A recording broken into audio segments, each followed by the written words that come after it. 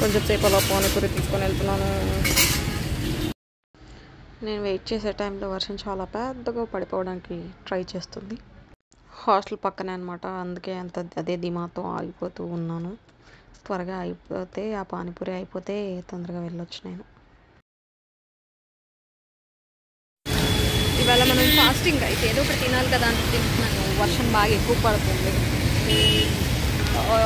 నా హీల్స్ తడిచిపోతాయి, నా హెయిర్ తడిచిపోతుంది, నా బట్టలు తడిచిపోతాయి.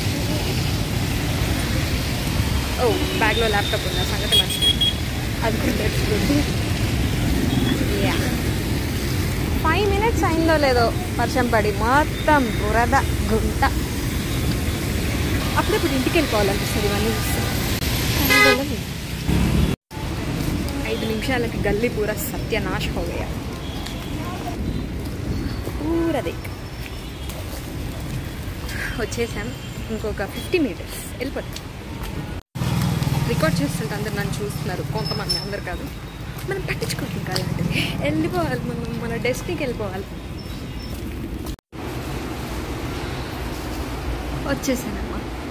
నాకు వర్షంలో తడవడం కంటే ముందు చేరుకోవడం ఇంపార్టెంట్ అనిపించింది. తడిసినా పర్లేదు.